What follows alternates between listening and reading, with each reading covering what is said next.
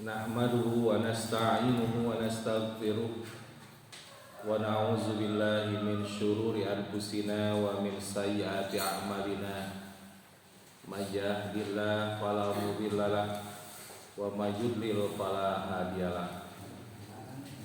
Asyhadu an la ilaha illallah wahdahu la syarikalah wa asyhadu anna Muhammadan abduhu wa rasuluhu allazi la nabiyya ba'da amma ba'd. Faqala Allah ta'ala fil Qur'anil azim, a'udzu billahi minasy syaithanir rajim, wasari'u ila maghfiratin min rabbikum wa jannatin arduha as-samawati wal ardu u'iddat lil muttaqin. Faqala aydan Fakultu istaghfiru rabbakum innahu kana ghaffara. Al-ayat surah Al-Imran ayat 133 dengan surah Nuh ayat ke-10. Alhamdulillah, qudrah dan iradah Allah, kesempatan yang berbahagia ini di penghujung bulan Safar, tepatnya tanggal 24 Safar 1447 Hijriah, kita semua masih diberikan berbagai macam nikmat-nikmat yang diberikan oleh Allah Subhanahu wa taala. Termasuk salah satunya adalah nikmat kita bisa beraktivitas, nikmat kita diberikan umur, dan tentunya alhamdulillah nikmat senantiasa dalam keadaan sehat. Mudah-mudahan segala aktivitas kita mendapatkan nilai di sisi Allah Subhanahu wa taala. Tidak ada lagi yang kita awali setelah kita merangkai dengan ibadah sholat tadi malam atau dengan sholat syukrul wudu, kemudian kita beristighfar kepada Allah Subhanahu wa taala, memohon ampunan kepada Allah Subhanahu wa taala. Karena memang kita menyadari bahwa setiap saat, setiap waktu ada saja kehilapan, kealpaan, atau bisa jadi lupa yang mengakibatkan kita semua menjadi orang-orang yang tentunya melakukan kesalahan tersebut, yaitu membuka pintu-pintu dosa. Ada saja seperti itu.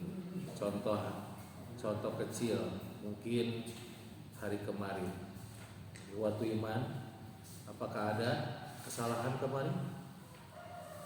Hanya dosa tak ya? Ada? Nah, tidak terasa ya, baik yang dirasakan ataupun tidak, ada saja. Mungkin menggerutu, atau mungkin bisa jadi kita tidak membuat senang kepada orang lain. Nah, itu salah satunya. Kadang emosional juga membuat kita terjerumus kepada dosa. Jadi tiap hari itu kita pasti ada saja kesalahan dan kealpaan ya, yang membukakan pintu dosa. Karena tidak ada yang steril, manusia tidak ada yang bersih, betul ya? Sok cum di antara kita sampai saat ini ada yang steril dari dosa? Ada? Yang ngacung ada? Tidak ada kan? Tuh, semua pada berdosa.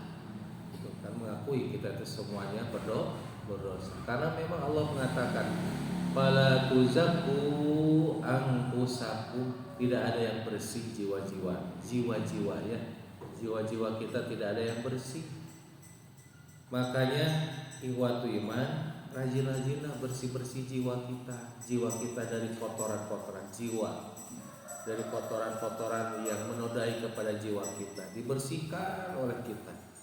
Seperti seorang ibu atau mungkin bisa jadi bapak ketika setiap saat, setiap hari memakai pakaian kita yang dipakai, celana yang dipakai, pasti kan setiap saat juga kita terus bersih-bersih ya. Bisa jadi pakaian ikhwatu iman sekalian itu adalah pakaian yang bersih sekarang, kan begitu ya. Yang kemarin sudah dicuci. Dan itu setiap hari begitu saja siklusnya. Untuk apa? Agar pertama nyaman dipakai. Kalau namanya bersih, nyaman dipakai, kan begitu ya. Kalau bersih juga bukan hanya sekedar nyaman dipakai, kita pun timbul pede. Apa pede? Percaya? Nah, bukan pimpin perusahaan daerah. Percaya diri apa? Percaya diri bahwa di sekeliling kita, di kiri di kanan tidak merasa tidak nyaman juga ya. Mereka merasa nyaman. Kenapa? Karena yang di pinggirnya ternyata memakai pakaian yang bersih. Coba kalau kotor, tos kotor, bau, dekil, dekucel, si kira-kira kita memakainya nyaman tidak? Tidak ya, memakainya tidak nyaman, terus eta ngangseun wae mulai bau kan gitu kan. Nah, dari di pinggirnya pun sekitar kita pun juga sama, tidak akan nyaman. Nah, inilah ikhwatul iman. Jiwa kita pun demikian. Jiwa yang kotor pasti itu tidak akan nyaman, timbul ketidaktenangan, gelisah, kan begitu ya. Kadang-kadang keluh kesah. Nah, itu jiwa-jiwa yang kotor. Makanya hati-hati.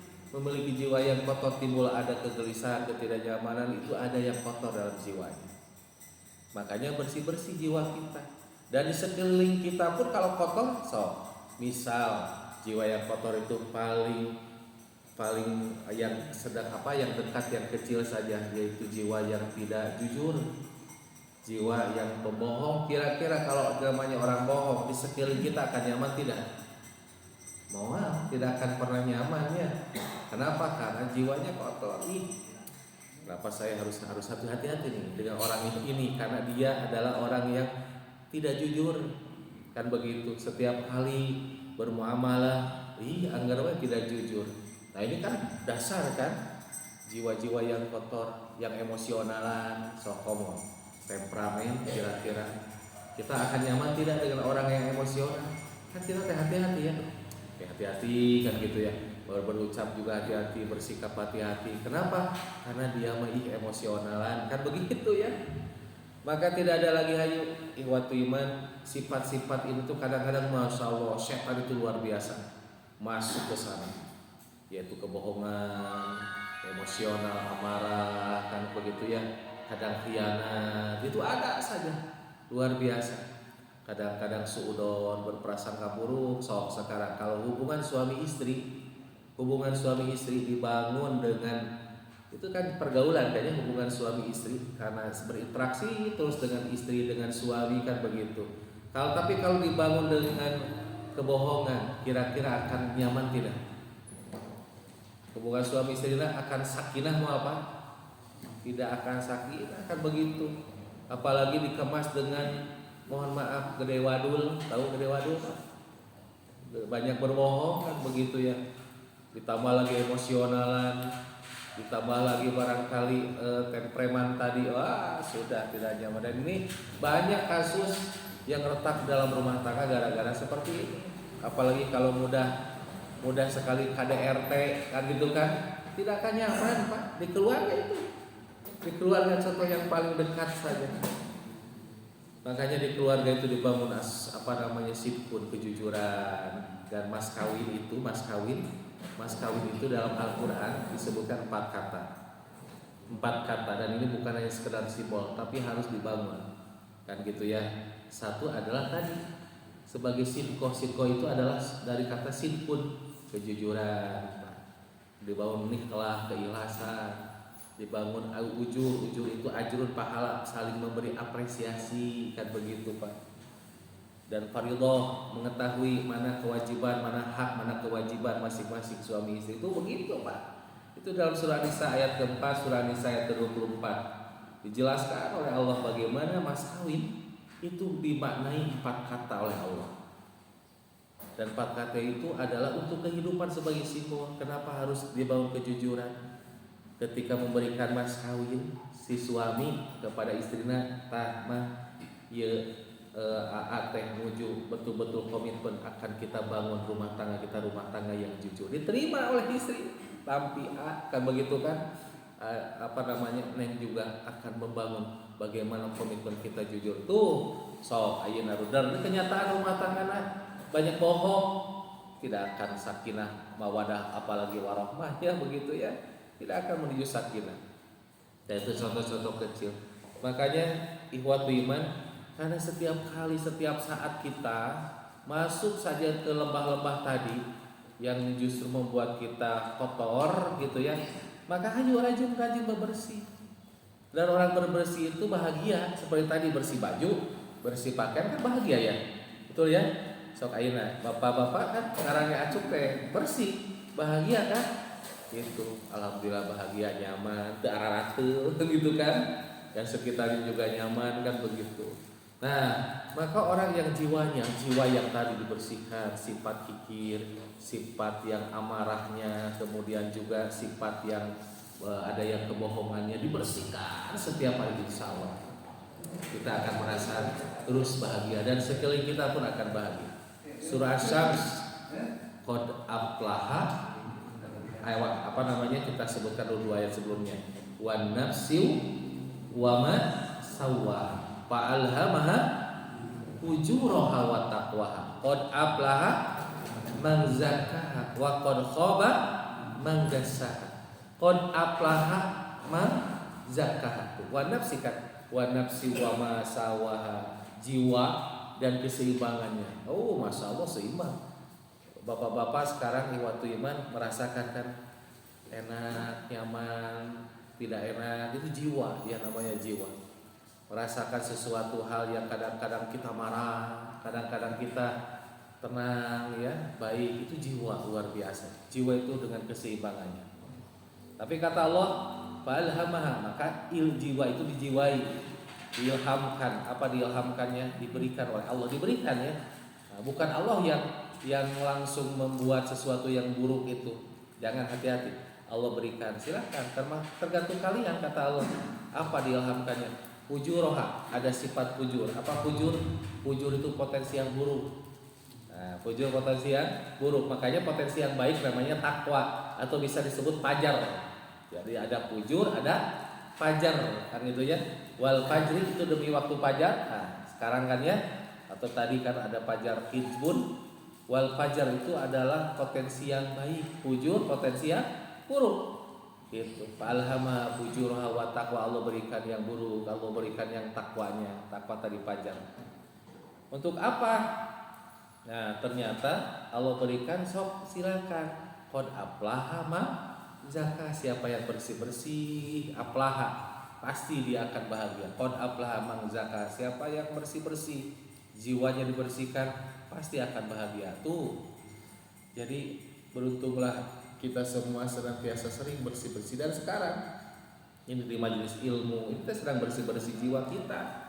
Karena majelis ilmu itu dua fungsinya.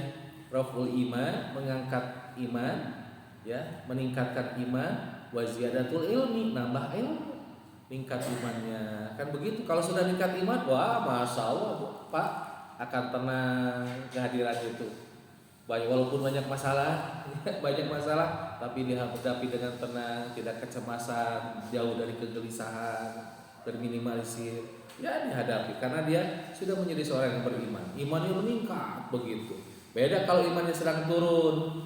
Wayan kusu, kalau bahasa Nabi itu wayan kusu, al imanu yazidu wayan kusu. Kalau sedang turun, Allah itu hilang. Kalau sudah hilang, ikhwatul iman, kira-kira berbuatnya taat, ketaatan kepada Allah atau maksiat? Nah, begitu kan? Pasti berbuatnya adalah perbuatan maksiat. Ada rumusnya. Ketika ada orang yang disuap, yang disogok, kemudian ingat kepada Allah, oh, alhamdulillah, terima kasih banyak, jazakumullahu khairan katsiran. Aya teu Pak? Moal aya nu disogok, nu aya we suputkeun, isin nyarangkeun. Kan gitu ya, bisi kapangi kan begitu. Ada yang melakukan perbuatan maksiat misalnya ya, yang sedang marah emosional ini marah-marah, tidak jelas emosionalnya kan begitu ya, sedang marah-marah, langsung ujug-ujug Allahu Akbar, marah-marah lagi, subhanallah, marah-marah lagi, ayat itu Pak? Nggak ada, Allahnya hilang. Soalnya lihat ya, orang yang sedang marah, pasti Allahnya hilang. Makanya ada yang mengingatkan istighfar, istighfar atuh Pak, kan gitu ya. Istighfar atuh mah astagfirullah. Nah, ketika astagfirullah, udah itu teh langsung gitu kan ya. Seolah-olah Allah itu mengingatkan kepada kita dan akhirnya kita refleksinya mengingat apa? Kembali kepada jalan Allah. Dengan istighfar nanti Pak. Nah, rumusnya istighfar nanti. Yang pertama. Jadi enggak ada. Pada jina. Terang jina ngomong akan acuh. Nuju malik jina mukakeun acuh boga kelancing ngucapkeun Allahu Akbar la ilaha illallah. Ayat apa? Wal ayat. Bismillahirrahmanirrahim. Allahumma jannibna syaitan. Wal ayat disebut setan boleh tadi. Enggak ada Pak. Jadi waktu iman yang dirahmati oleh Allah, mari kita bersih-bersih jiwa kita. Bagaimana cara membersihkannya? Nah, kemarin bulan yang lalu kita sudah ada ya, yaitu walaupun baru sedikit kemarin, yaitu awali kata Allah wasari'u ila magfirah. Ayo mari menuju magfirah, ampunan. Kan kemarin sudah jelaskan bagaimana definisi ampunannya. Magfirah itu luar biasa dahsyatnya. Nah, bagaimana caranya? Wasari'u ila magfirah. Satu, amal perbanyak istighfar dulu Pak.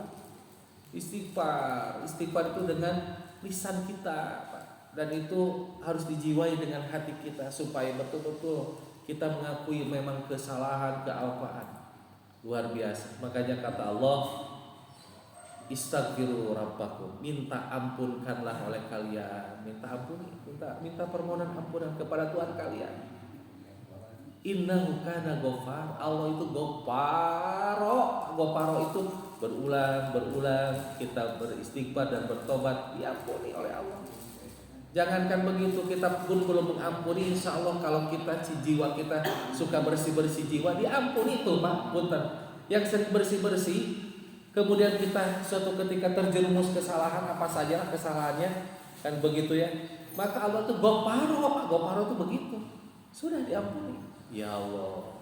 Belum kita mengucapkan, belum kita mengakui ya kesalahan yang kita perbuat saat ini, tapi sudah Allah ampuni. Kenapa? Karena orang ini memang sudah sering-sering bersih-bersih.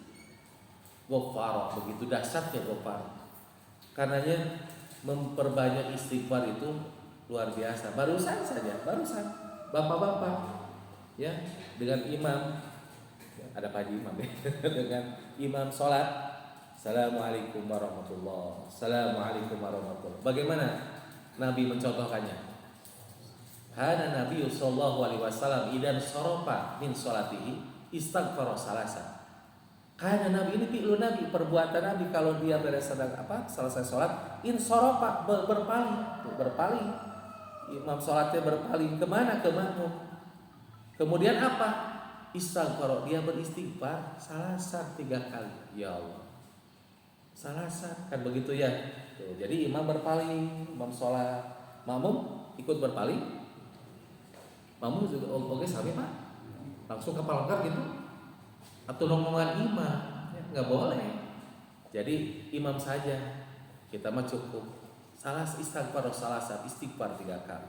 Nah, walaupun ini istighfar salasan ini memang dalam hadisnya umum, makanya 8 istighfarnya nanti bisa dilihat. Nabi juga pernah memberikan contoh, ada astagfirullah. Ini yang paling pendek, boleh tidak Pak? Boleh. Ada astagfirullahaladzim, boleh? Boleh. Itu ya yang paling sedang. Ada juga yang paling panjang. Nah, ini sering para ulama. Astagfirullahaladzim alladzi la ilaha illa huwal hayyul qayyum wa atubu ilaihi. Atau astagfirullahaladzim wa atubu ilaihi. Silakan. Banyak variasi beristighfar itu. Tapi yakinlah, orang yang ketika beristighfar, Masya Allah, dahsyat Pak. Jangankan beristighfar dalam sholat saja, kan gitu ya. Beristighfar ketika kita pun melakukan aktivitas, ketika kita ada sesuatu yang tidak mengenakan, membuat kita tidak nyaman, dan kemudian kita beristighfar, ya Allah, nikmat luar biasa Pak. Ada sebuah kenikmatan, nggak tahu, wallahu alam ya, kalau kita rasakan. Dan ternyata punten Pak, istighfar, orang yang banyak istighfar, terutama nanti ada waktu yang paling hebat Pak. Nah, waktu ini kalau kita dilakukan dahsyat luar biasa. Ternyata kalau kita melakukan istighfar, lihat Ali Imran ayat ke-17. Disandingkan yang pertama as-sabirin. Disandingkan, disejajarkan. Jadi orang yang beristighfar, terutama waktu sahur ya, itu disejajarkan orang itu as-sabirin dengan as-sabirin. As-sabir itu apa? Orang-orang yang sabar. Saya ingin tanya Pak, orang yang sabar itu pahalanya biasa-biasa atau luar biasa Pak? Halo, halo.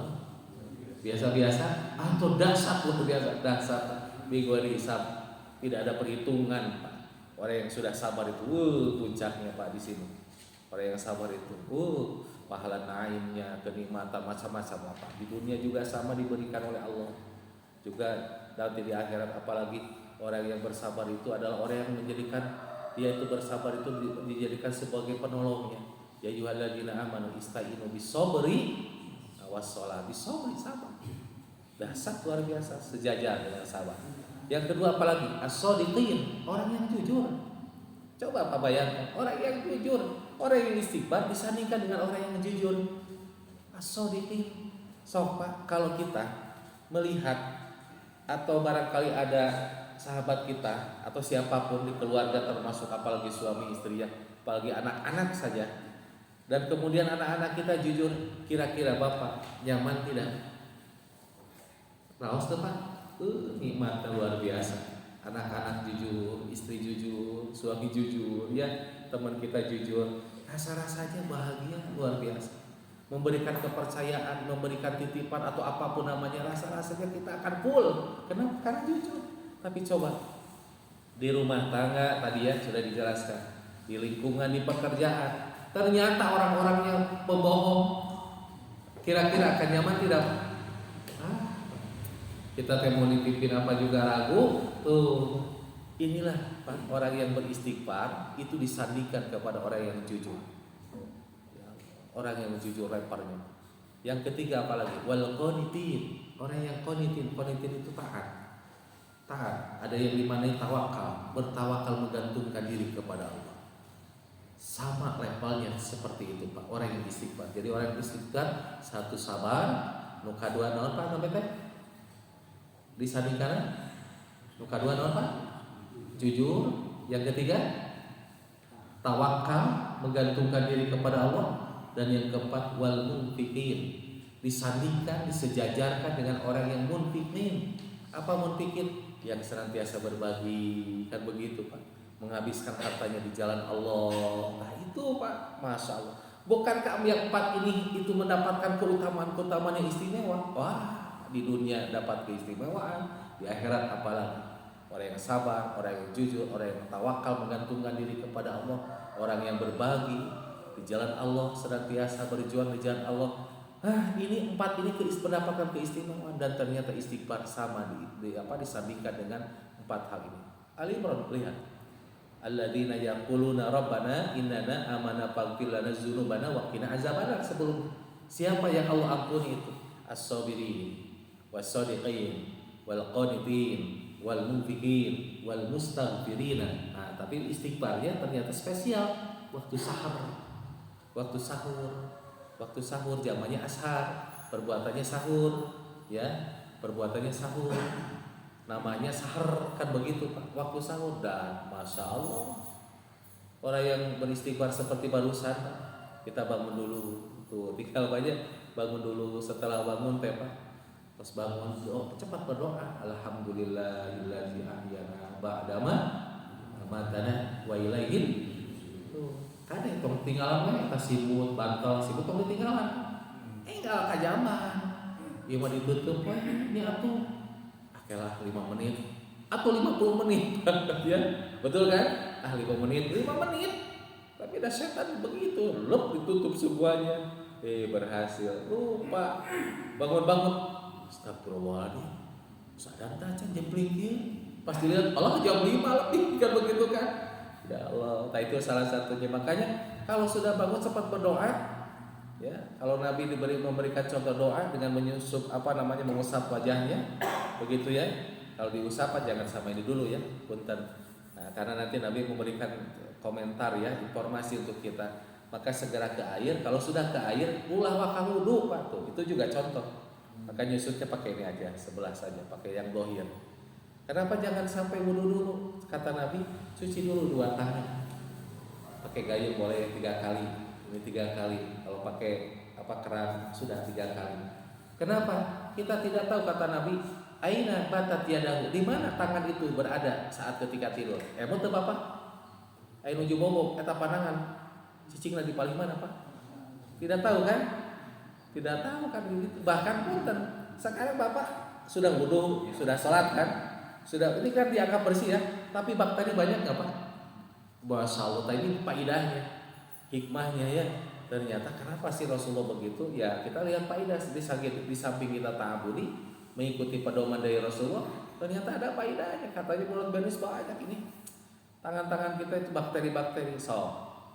Menuju kulem, menuju bobo, menuju tibra, Bapak di mana padangan? Kan duka air di Bapak, duka air di hisina, digigirin aja. Wallahu a'lam bishawab, kan begitu. Makanya ya Allah, cuci dulu ya. Beres itu baru wudu. Nah, baru wudu sampai pun kan kata Nabi itu nanti di poin bab itu ya, payuksinu wudu'ahu, kemudian dia berwudunya baik sempurna sekali kan gitu ya, mengikuti pedoman Nabi. Tadi urutannya cuci dulu 2 tangannya kan begitu, kemudian tamat madu wastan sako, berkumur-kumur sambil menghirup air kehidupan dengan 1 tangan. Nabi mah kumur-kumur sambil menghirup air kehidupan, kemudian dibuang kan sok jarang banyak kan tuh si cobi ya sok kereng kan itu tak eta teh sat-sat dengan ujung negara aja lah Pak. Terus nyereng lah langsung buang oleh kita, dibuangnya oleh tangan kiri. Tak itu payusinu wudu'ahu, wudunya baik kan begitu.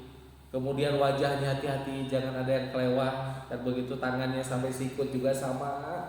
Begitu pula nanti diusap kepalanya, kemudian dibalikkan dan 2 telinganya, kemudian kaki, nah hati-hati kaki, tumitnya. Itu kalau memang kita agak berat sambil berdiri kurantaran eta kerana panginten ada tebih, pilih gebis duduk dengan duduk tertib kakinya. Kata Nabi mengatakan wailul aqabinar, ada sahabat Nabi yang kelewat, Nabi tahu, cilaka, wail neraka, wail begitu, tumit kamu itu kan sampai demikian. Artinya apa? Harus lancip, harus tertib, harus betul-betul rapi. Itu payusinu wudu'ahu. Kemudian summa istaghfara, kemudian dia kemudian dia sholat. Payusolli rakaataini. Jadi setelah beres wudu, kemudian dia sholat. Sholat apa? 2 rakaat. Sholat apa Pak? Syukrul wudu ya, syukrul wudu. Summa istaghfara, kemudian dia meminta ampun kepada Allah. Tuh, jadi urutan meminta ampun itu kalau lihat dalam hadis ini, beres sholat dulu, sholat sunnah. Ya, jadi setelah beres wudu sholat 2 rakaat. Kalau tadi malam sudah 2 rakaat, bikin tahajud dulu, ada waktu nih. Karena akhirnya jam 4 lagu 41 ya. Pas 1 42 Pak sekarang. Masih pas 1 41. Kan ya, bukan 51. 51-nya sudah kebablasan 41. Jam 4 bukan jam 5. Jam 4 lebih 41 berarti jam 4. Lumayan Pak, kata Nabi itu 50 ayat.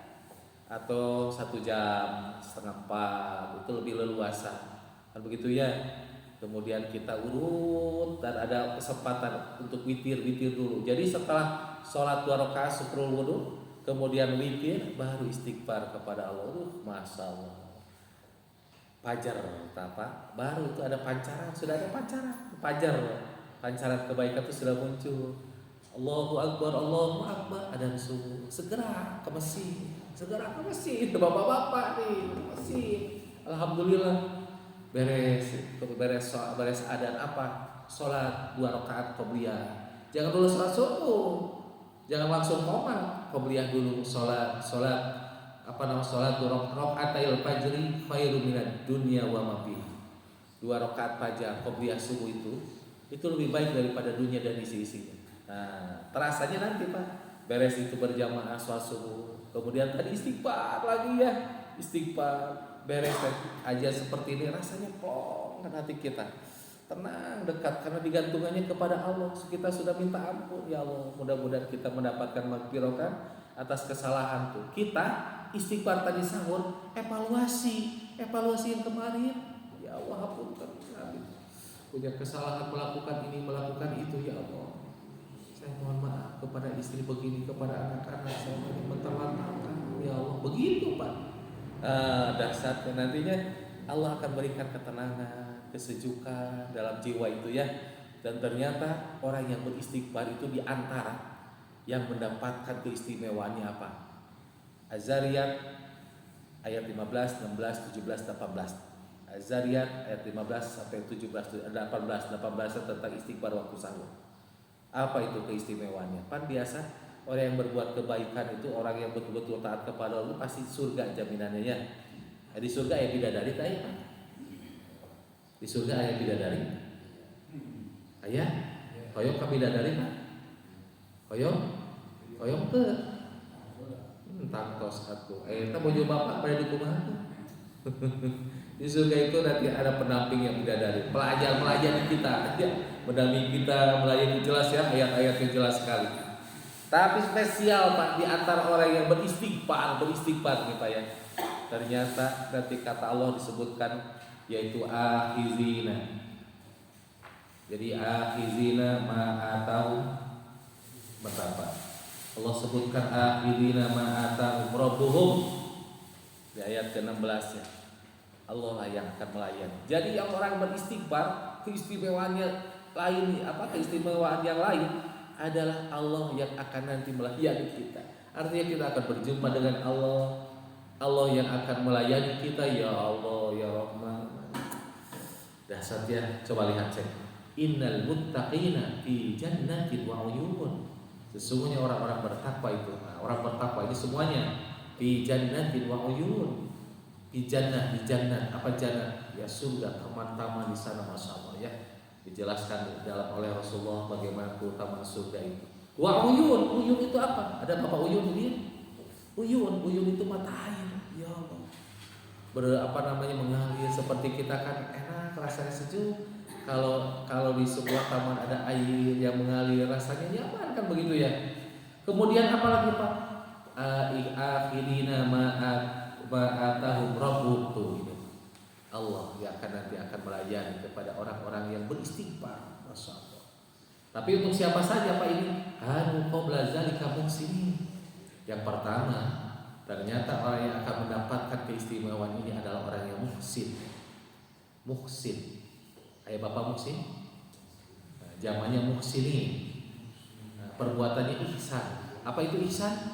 Ternyata ihsan itu Nabi sudah menyampaikan untuk kita. Anta budallah. Ini ihsan. Ihsan itu adalah segala aktivitas jadi ibadah karena Allah. Nah, itu ihsan. Anta budallah, segala aktivitas jadi ibadah karena Allah. Bapak sekarang ngawas aina di majelis ilmu jadi ibadah karena Allah. Sebentar lagi aktivitas jadi ibadah karena Allah. Nanti berinteraksi dengan keluarga jadi ibadah karena Allah. Tuh Pak. Jadi kalau jadi ibadah karena Allah pasti mengikuti perintah Allah, kan gitu kan, karena Allah. Pasti mengikuti juga utusan Allah, Rasul Allah pun karena Allah. Itu jadi ibadah karena Allah. Bekerja nanti di pabrik, ada yang PNS, ada yang TNI, ada yang pedagang. Jadi ibadah karena Allah. Bagaimana jadi pedagang yang baik, yang betul-betul karena Allah. Bagaimana jadi PNS misalnya, TNI, atau barangkali jadi jaksa, jadi hakim, betul-betul karena Allah. Kan begitu Pak. Itulah karena Allah. Karena Allah itu Masya Allah, punten beda dengan yang hebat punten. Ada nggak punten orang kafir yang jadi PNS ada? Banyak. Yang jadi tentara banyak? Banyak. Yang jadi pedagang apalagi kan begitu ya. Tapi apa bedanya kita dengan mereka? Nah itulah yang harus dijadikan pertanyaan kepada kita. Abdi teh icaran, abdi teh dagang, orang kafir pun dagang. Apa bedanya saya dengan mereka? Kan begitu ya. Saya itu adalah seorang PNS. Itu juga orang kafir juga PNS. Apa bedanya saya dengan kita? Nah itu Pak. Harus ada bedanya. Dan ternyata Islam menuntut apa? Jadi ibadah karena Allah. Nah karena Allah. Sering saya mencontohkan Pak. Contoh nih. Ini apa Pak? Gelas. Di dalamnya ada apa? Air. Untuk apa ini Pak gelas ini? Di apa? Dilihat. Diminum. Apa fungsi untuk diminum? Fungsinya Kang Enaon Pak? Menghilangkan haus. Ya, betul kan? Nah, diulang. Ini air di gelas untuk diminum, fungsi untuk menghilangkan haus. Diminum oleh tangan kanan, hilang tidak hausnya? Hilang apa? Hilang. Diminum oleh tangan kiri, hilang tidak hausnya? hilang diminum sama tangan kiri. Berarti coba ya, entah. Kalau bapak minumnya tangan kanan tangan kiri. Kenapa tangan kanan pak? Nah inilah jadi ibadah karena Allahnya. Kan sama, kan begitu ya. Diminum tangan kanan hilang hausnya, diminum tangan kiri hilang hausnya. Tapi kenapa bapak tidak melakukan oleh tangan kiri? Karena Allah dan Rasulnya mengingatkan kepada kita, ul biyaminika, makan oleh kamu dengan yang kanan, dengan tangan kanan. Kan biyaminika. Bisa malu kidal, ya sudah. Kalau kidal berusaha dulu, berjuang dulu. Kan kidal mah apa namanya itu di luar kemampuan kita, kan begitu ya. Nah, kalau ini mah yang normal tangan kanan. Kemudian setelah itu apa bedanya? Mereka juga dengan tangan kanan, orang kafir juga dengan tangan kanan. Nah, kita ucapkan Bismillahirrahmanirrahim. Diminum ada sekali Bismillah. Kemudian selanjutnya tidak menyebut Bismillah, bangga silakan. Kan begitu kan? Tuh, jadi ibadah karena Allah. Coba. Ini dengan tangan apa pak? Tangan kanan. Kemudian ucapkan Bismillahirrahmanirrahim. Kemudian diminum. Alhamdulillah. Tong bapak wae ada satu abdi ge hoyong depannya. Tuh, Pak. Jadi ibadah enggak ini? Jadi ibadah karena Allah. Sudah dengan tangan kanan perintah Allah itu pun, yang kedua dengan mengucapkan Bismillahirrahmanirrahim. Karena kata Rasulullah, siapa yang tidak dimulai lam yabda bismillah bahwa abda. Orang yang tidak mulai dengan melakukan bismillah apapun saja, ya, apa saja ya. Baik itu masalah untuk minum, makan, bekerja, kemudian yang lainnya ya, kecuali yang tidak dianjurkan seperti cebokan itu beda lagi ya. Maka insya Allah bahwa abdar kata Allah, dia akan sia-sia kalau melakukannya tidak diawali dengan Bismillahirrahmanirrahim, kan begitu ya. Nah, itu salah satu. Karenanya ikhwatu iman dasarnya luar biasa. Muhsinin itu ihsan. Yang kedua apa lagi? Kanu qalilan minal laili ma yahzanun. Orang yang akan mendapatkan surganya tadi sampai Allah melayani kepada kita. Ya Allah, yaitu sedikit malam tidurnya. Nah, sedikit. Kalau rata-rata kita berapa jam Pak tidur? Tadi malam berapa jam? Hah? Setelah nonton Persib berapa jam? Ada 6 jam? Ada ya. Ada yang 8? Ada duduk 4 jam? Nyawa penting. Sedikit tidurnya, bukan sedikit-sedikit tidur, ini mas sedikit tidurnya Pak. Jadi sedikit sekali 4 jam, apalagi mohon maaf ya, usia sudah di atas 40-50 sudah beda Pak. Bangun kadang-kadang saya tanya di bapak-bapak sepuh-sepuh ini, saya yakin kurang tidurnya ya, jam 2 sudah bangun, kadang jam setengah 2, kan begitu kan? Gak apa-apa, tapi lakukan seperti amalan tadi. Kemudian cepat segera wudu, kemudian sholat 2 rakaat, istighfar, minta ampun, atau tahajud dulu kemudian istighfar. Insya Allah akan mendapatkan kenikmatan. Nah, kemudian yang terakhir, wabil ashari hum yastaghfirun tuh. Dan orang-orang yang pada waktu sahurnya dia beristighfar. Ya Allah, mudah-mudahan ya Pak ya, kita semua bisa mampu melakukan hal banyak keutamaan, keistimewaan. Sok refleksikan astagfirullah. Setiap saat boleh. Hari ini pun, saat ini pun Bapak sedang ngaji astagfirullahaladzim. Boleh. Nanti di keluarga astagfirullah. Rasa-rasanya orang apalagi di keluarga, di rumah tangga, Bapak atau Ibu sering mengucapkan kata istighfar, itu akan menyejukkan juga kepada lingkungan sekitar. Si majel si apa istighfar wahidnya katanya aya naon, tapi rasanya aman. Beda kalau misalnya diisi dengan marah-marah ya. Kemudian emosional, tidak akan nyaman. Tapi kalau istighfar berjamaah rasanya. Nah itulah dasarnya keutamaan istighfar. Dan mari waktu iman kita lakukan, yaitu upaya-upaya istighfar, yaitu untuk mendapatkan maghfirah. Cukup, kata Allah ada yang kedua. Apa?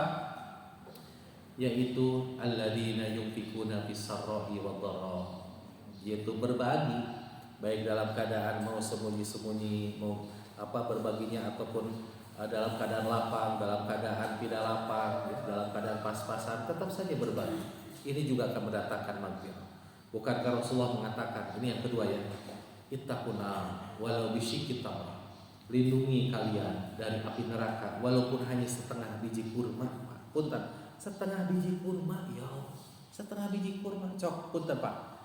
Namanya jangankan setengah biji kurma, 1 kurma menurut Bapak bernilai tidak?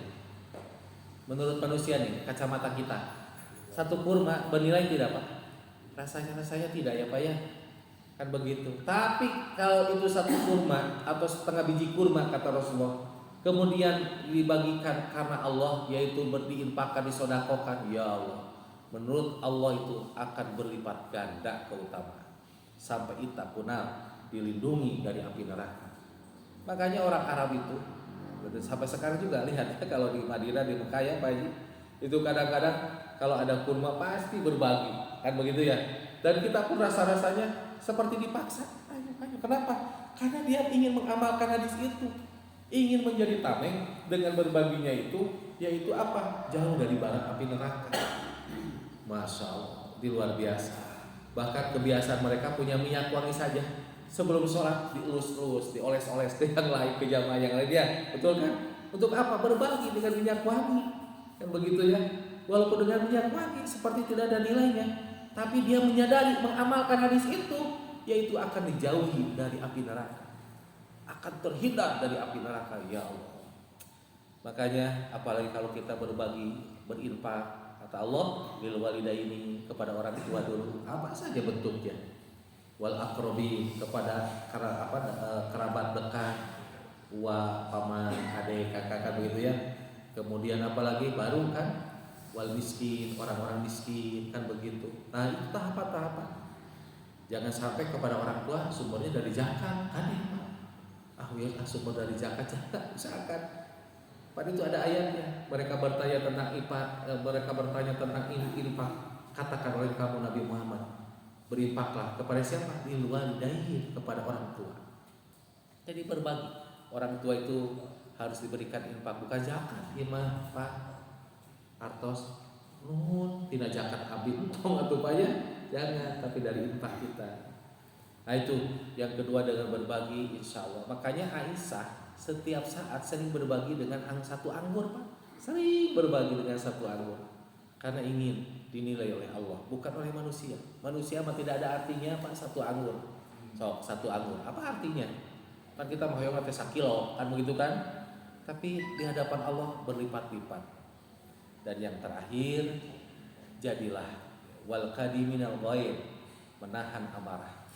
Inilah akan mendapatkan maghfirah. Jadi yang mendapatkan maghfirah itu satu adalah beristighfar, tadi Pak ya, sering-seringlah. Yang kedua adalah amalannya berbagi, itu Pak, walaupun sedikit.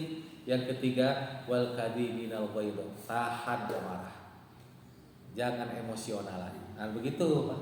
Karena di zaman Nabi ada sahabat yang bertanya, alimni syai'an wala tuksir, ya Nabi, ajarkan kepada saya, nasihati saya, tapi jangan yang panjang, yang pendek tuh. Mata pengawasan oke panjang-panjang teuing isi nunutan, yang pendek-pendek saja gitu kan. Dijawab oleh Nabi, la tagdob. Jawabannya luar biasa, la tagdob, jangan engkau marah. Ditanya lagi, la tagdob. Ditanya lagi, la tagdob. Begitu Nabi jawabnya, la tagdob, la tagdob, la tagdob, sampai 3 kali. Dari salah sama diulang sampai salah sama biroron 3 kali diulang. Tapi kenapa dia bertanya? Bingung mungkin, kenapa sifat marah dilarang? Padahal sifat marah mah tidak akan terlepas. Bapak-bapak di sini, cuy. Sampai saat sekarang, sampai detik ini, siapa di antara bapak-bapak yang tidak pernah marah? Harus tepat. Sampai sekarang, bapak-bapak nih, kalau mau ditanya ya, sampai sekarang, sampai detik ini, siapa cuy yang sampai sekarang belum pernah marah? Tuh kan, ada emosi kan? Marah ke atas marah, berarti sifat manusia itu. Makanya sahabat itu bertanya, kenapa ini harus diwagal marah itu? Pan marah itu sifat manusia. Nabi pun pernah marah.